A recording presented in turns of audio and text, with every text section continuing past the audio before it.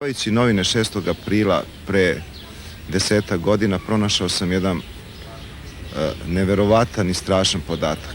U nemačkom bombardovanju pokraj stradanja mnogo građana, pokraj stradanja puno istorijskih i kulturnih spomenika ovoga grada, na ulasku u Beograd bio je pogođen i jedan autobus.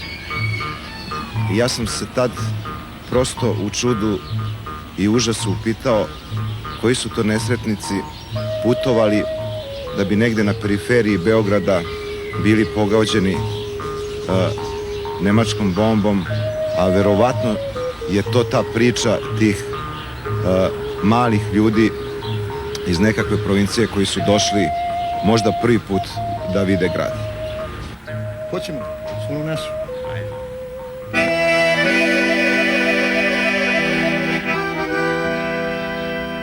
Iznad polja gavra leti i okuplja svoja jata. Otica zlosutnica predoseća biće rata. Predoseća biće rata.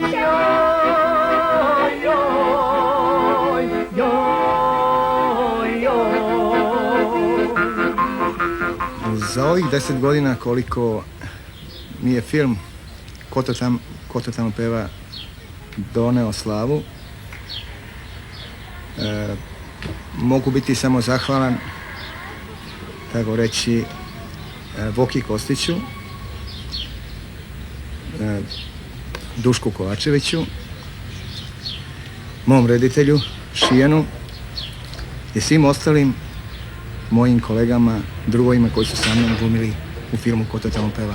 Najviše se sećam jedne scene koju smo snimali u autobusu.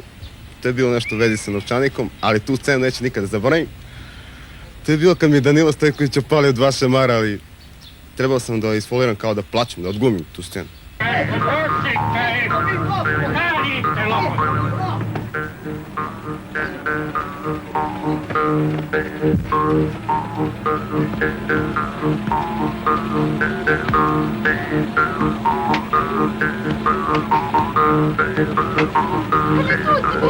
Zbog tolikih ponavljaja lupio mi 2 šamara i ja sam zaplakao. Pobegao sam iz autobusa pa je došao sa bombonjerom. I tako ja sam se nasmehnuo i pitao sam da li ima još bombonjeri. Razmišljajući koji bi to ljudi putovali tim autobusom koji će da strada na ulasku u Beograd, pomislio sam da bi to trebao da budu neki arhetipovi naši, odnosno ljude koje ja dobro poznajem, i to je u mome sećanju nekakav autobus iz moga kraja, negde iz Mačve. Onda sam poželeo da ljudi idu svojim velikim razlozima, da ne bude ni jedna mala sitna stvar, nego da jedan čovjek koji se odluči da krene u veliki grad ima i veliki razlog. Tako da je tu jedan pevač koji je folklorni lik i koji je dobio audiciju u jednom beogradskom restoranu da peva. Naravno, ustanovljuje se da on ne zna da peva i da cela ta priča je jedna priča o provincijskoj želji da se uspe u velikom gradu. Ko to tamo peva, bre? Suzuko... Čuješ ti mene, bre? Sad rekao da ne pevaš? A? Meni kažu. Tebi? Pijane putnike nešto vozim. Pre svega ja uopšte nisam pijan. Evo da ima da čutiš. Samo mi još to falilo i Trezina počne da mi peva i. Pa jel onda mogu da plačem? Duško Kovačević je moj pisac, moj reditelj i pre svega moj prijatelj. Ja sam imao tu sreću da igram u njegovom prvom komadu koji se zove Maratonci trče počasni krug. To je bilo pre 25 godina. Oko 25. Nisam siguran baš u te godine, a bolje ih i ne pominjati. I to je bila jedna predstava koju se igrala u Ateljevu 212 10 godina. Ja sam tu počeo od sina, završio sa ocem. Tako da su nekoliko glumačkih generacija prošle kroz tu predstavu i svi smo imali neki kontinuitet, ali smo se isprobavali takođe kao glumci. Zatim, moram da kažem da sam igrao i u njegovoj poslednjoj predstavi ili u poslednjoj koju je napisao. Nadam se da se naša saradnja neće na tome završiti. To je klaustrofobična tragedija. Komedija jeste u prvom delu, ali je sa tragičnim krajem u drugom delu i to je nešto najsvežije što smo zajednički radili. To su pozorišne predstave, tu negde u sredini je pre 5-6 godina bila je i predstava Kako je Georgije ubio Aždahu i snimio sam 2 filma po Duškovim scenarijima, to je Ko to tamo peva, to je prvi film po njegovom scenariju koji sam radio i drugi sad skoro u režiji Gorana Markovića, film Sabirni centar. Što se tiče filma Ko to tamo peva, to je meni, ja ne mogu da kažem i uopšte glumci ne bi trebalo da govore o tome koji im je film najbolji ili koji je lošiji, ali to je jedan film i jedna uloga koju ja neobično volim. To je nešto sasvim čudno, nešto što ja do tog trenutka nisam igrao i to je jedna uloga za koju bi na prvi pogled teško bilo koji drugi reditelj se odlučio da je meni poveri. Do tog trenutka sam na neki način igrao neke heroje, antiheroje, neke urbane tipove i tako dalje. Tad sam prvi put dobio jednu ulogu koja je imala svoj neki, ako tako smijem da kažem, anti-karakter, a po drugi put u karijeri, posle mog prvog filma koji nema veze sa Duškom Kovačevićem, ali ima veze sa mojom karijerom, posle filma Kad bude mrtav i beo, drugi put sam dobio šansu da pevam takođe na jednom filmu.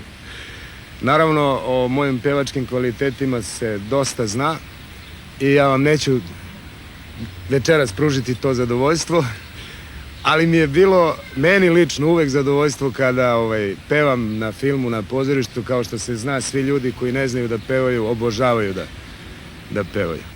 Kad bi moja bila, skinuo bi ti sjajnu sa nebesa zvezdu.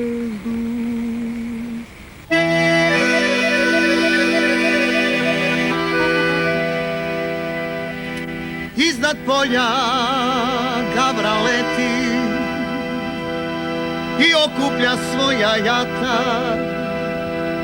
Ova ptica zlosutnica predoseća biće rata, predoseća biće rata. Joj, joj, joj, joj, joj, joj, joj, joj, joj, joj, joj.